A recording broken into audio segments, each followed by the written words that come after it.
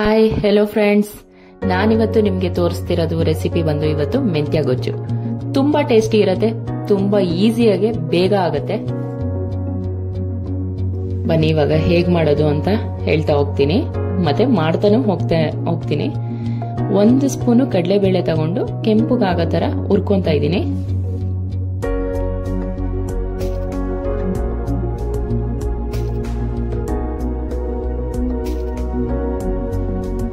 ಕಡಲೆಬೇಳೆ ಕೆಂಪಗಾದ ನಂತರ ಅದಕ್ಕೆ 3/4 ಸ್ಪೂನು ಜೀರಿಗೆ ತಗೊಂಡಿದ್ದೀನಿ. ಜೀರಿಗೆ ಹಾಕಿ ಅದನ್ನು ಸ್ವಲ್ಪ ಬಿಸಿ ಮಾಡಿ ಅದ್ರ ಜೊತೆಗೆ ಹಾಕೊಂತ ಇದ್ದೀನಿ. ಅದ್ರ ಜೊತೆಗೆ ನಾನ್ ತಗೊಂಡಿದ್ದೀನಿ 5 ರಿಂದ 6 ಬ್ಯಾಡಗೆ ಮೆಣಸಿನ್ಕಾಯಿ. 5 ರಿಂದ 6 ಬ್ಯಾಡಗೆ ಮೆಣಸಿನ್ಕಾಯಿ. ನನಗೆ ಖಾರ ಸ್ವಲ್ಪ ಕಮ್ಮಿ ಬೇಕು. ನಿಮ್ಗೆ ಏನಾದ್ರು ಖಾರ ಜಾಸ್ತಿ ಇದ್ರೆ ಸ್ವಲ್ಪ 2 ಎಕ್ಸ್ಟ್ರಾ ಹಾಕೊಳ್ಳಿ. ಫ್ರೈ ಮಾಡಿದ ನಂತರ ತಣ್ಣಗಾದ್ಮೇಲೆ ಇದನ್ನ ಮಿಕ್ಸಿ ಮಾಡ್ಕೋಬೇಡ.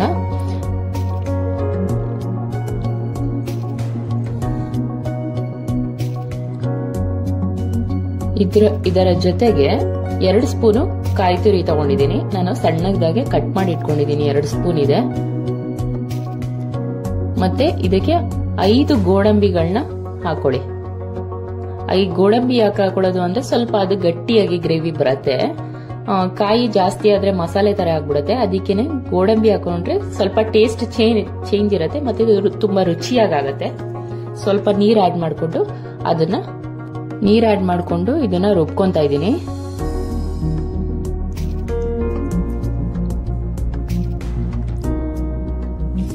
ಮಸಾಲೆ ರುಬ್ಬಾಗಿದೆ. ಅದನ್ನ ಸ್ವಲ್ಪ ತುರಿಯಾಗಿ ರುಬ್ಕೊಂಡಿದ್ದೀನಿ. ಏಕೆಂದ್ರೆ ಸ್ವಲ್ಪ ಬಿಸಿ ಅನ್ನಕ್ಕೆ ಅದು ತಿನ್ಬೇಕಾದ್ರೆ ಚೆನ್ನಾಗಿರತ್ತೆ. ಸ್ವಲ್ಪ ತುರಿಯಾಗಿದ್ರೆ. ನಿಮ್ಗೆ ಏನಾದ್ರು ತುರಿಯಾಗಿ ಇಷ್ಟ ಇಲ್ಲ ಅಂದ್ರೆ ಫುಲ್ ಸಾಫ್ಟ್ ಆಗಿ ನೈಸ್ ಆಗಿ ರುಬ್ಕೊಳ್ಳಿ.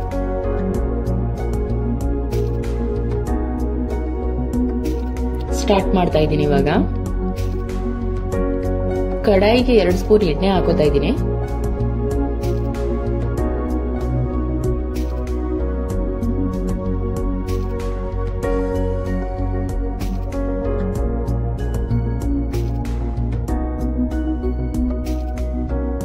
ಅರ್ಧ ಟೇಬಲ್ ಸ್ಪೂನ್ ಸಾಸಿವೆ ಹಾಕೊಂಡಿದ್ದೀನಿ.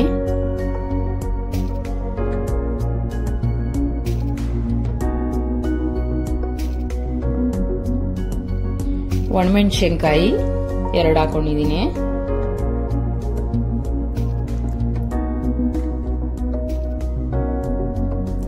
ಕರಿಬೇವಿನ ಎಲೆನ ಸಣ್ಣದಾಗಿ ಕಟ್ ಮಾಡಾಕಿದ್ದೀನಿ. ಏಕೆಂದ್ರೆ ಫುಲ್ ಹಾಗೆ ಹಾಕಿದ್ರೆ ನಾವು ಅದನ್ನ ತಿನ್ನಲ್ಲ, ಅದಕ್ಕೇನೆ ಸಣ್ಣದಾಗಿ ಕಟ್ ಮಾಡಾಕಿದ್ದೀನಿ. ಈರುಳ್ಳಿ 2 ಗೆಡ್ಡೆ ಈರುಳ್ಳಿನ ಕಟ್ ಮಾಡಾಕಿದ್ದೀನಿ. ಸ್ವಲ್ಪ ಇಂಗು,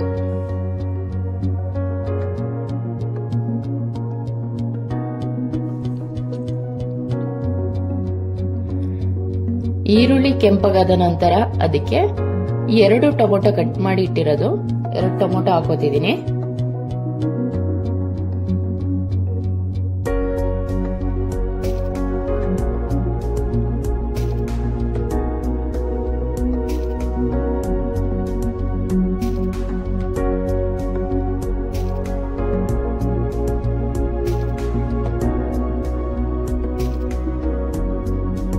ಈರುಳ್ಳಿ ಮತ್ತೆ ಟೊಮೊಟೊ 2 ಬೆಂದಿದೆ. ಇವಾಗ ಇದಕ್ಕೇನೆ ನಾನು ಮೆಂತ್ಯ ಸೊಪ್ಪನ್ನು ಅದನ್ನ ಸಣ್ಣದಾಗಿ ಕಟ್ ಮಾಡಿ ಹಾಕೊಂಡಿರೋದು ಹಾಕೊಳ್ತಾ ಇದ್ದೀನಿ.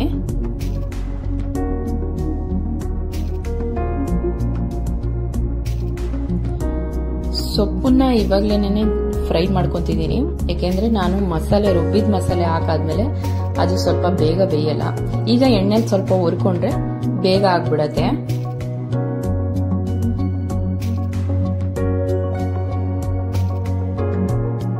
ಈರುಳ್ಳಿ, ಟೊಮೊಟೊ ಮತ್ತೆ ಸೊಪ್ಪು 3 ಹದವಾಗಿ ಬೇಯಲಿ ಅಂತ ನಾನು ಇದಕ್ಕೆ ಸ್ವಲ್ಪ ಉಪ್ಪನ್ನು ಆಡ್ ಮಾಡ್ಕೊಂತ ಇದ್ದೀನಿ.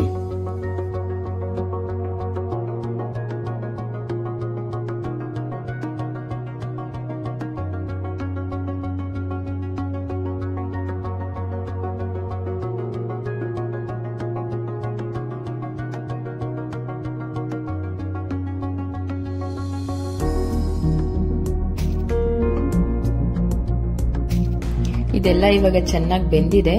ಇದಕ್ಕೆ ನಾನು ರುಬ್ಬಿದ ಮಸಾಲೆನ ಆಡ್ ಮಾಡ್ಕೊಂತೀನಿ ಇವಾಗ ನಾನು.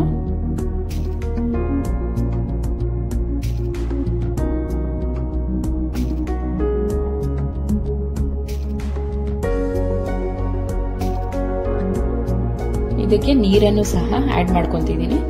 ನಮ್ಗೆ ಯಾವ ಅದಕ್ಕೆ ಬೇಕು ನಾವು ಅದಕ್ಕೆ ನೀರ್ನ ಆಡ್ ಮಾಡ್ಕೊಂಡ್ರೆ ಸಾಕು. ನಾನು ಇದಕ್ಕೆ ಅರ್ಧ ಗ್ಲಾಸ್ ಅಷ್ಟು ನೀರ್ ಹಾಕೊಂತಿದ್ದೀನಿ. ಎಲ್ರಿಗೂ ಯಾವಾಗ್ಲೂ ಬೇಳೆ ಸಾಂಬಾರು ಅಥವಾ ಮಸಾಲೆ ಸಾರು, ಚಿಕನ್ನು ಮಟನ್ ನಾನ್ ವೆಜ್ ಎಲ್ಲ ತಿಂದು ತುಂಬಾ ಬೇಜಾರಾಗಿರುತ್ತೆ. ಯಾವಾಗಾರು ಸಮ್ ಟೈಮ್ ಬೇರೆ ಏನಾದ್ರು ಚೇಂಜಸ್ ಬೇಕು ಅಂತ ಅಂದಾಗ ಈ ತರ ಗೊಜ್ಜುಗಳನ್ನ ಟ್ರೈ ಮಾಡಿ ನೋಡಿ. ತುಂಬಾ ಈಸಿ ಆಗುತ್ತೆ, ಮತ್ತೆ ತುಂಬಾ ಈಸಿ ಬೇಗ ಆಗತ್ತೆ. ನಿಮ್ಗೆ ಒಂದು 10 ರಿಂದ 15 ನಿಮಿಷದಲ್ಲಿ ನಿಮ್ಗೆ ಇದು ಫುಡ್ ರೆಸಿಪಿ ರೆಡಿ ಆಗತ್ತೆ.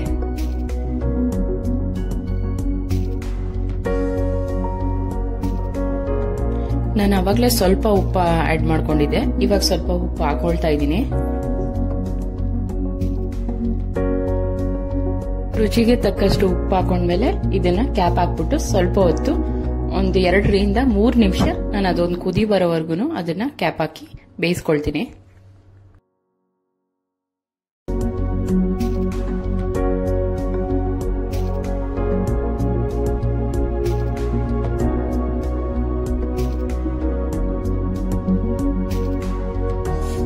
ಇದಕ್ಕೆ ನಾನು ಅರ್ಧ ಟೇಬಲ್ ಸ್ಪೂನ್ ಗರಂ ಮಸಾಲ ಹಾಕ್ತಿದ್ದೀನಿ. ನಿಮ್ಗೆ ಯಾರಿಗಾರು ಗರಂ ಮಸಾಲ ಇಷ್ಟ ಇಲ್ಲ ಅಂದ್ರೆ ಬೇಕಾದ್ರೆ ಇದನ್ನ ಸ್ಕಿಪ್ ಮಾಡಬಹುದು.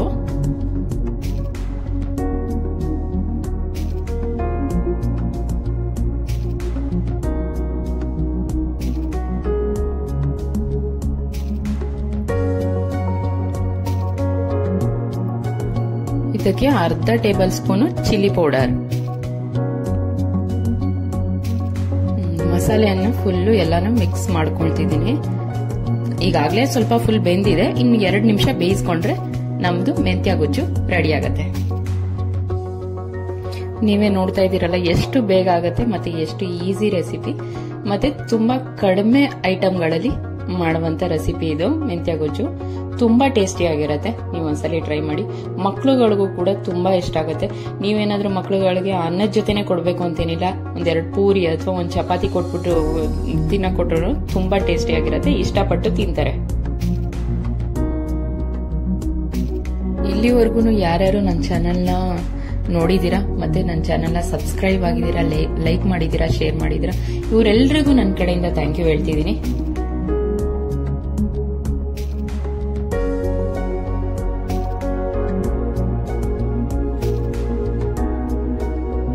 ನೋಡಿ ಮೆಂತ್ಯ ಗೊಜ್ಜು ರೆಡಿ ಆಗಿದೆ. ಫುಲ್ಲು ಒಂದು ಒಳ್ಳೆ ಹದ ಬಂದಿದೆ. ಅದಕ್ಕೆ ತುಂಬಾ ಟೇಸ್ಟಿ ಇರತ್ತೆ. ಒಂದ್ಸಲಿ ತಪ್ಪದೆ ಮಾಡ್ಕೊಂಡು ನೋಡಿ.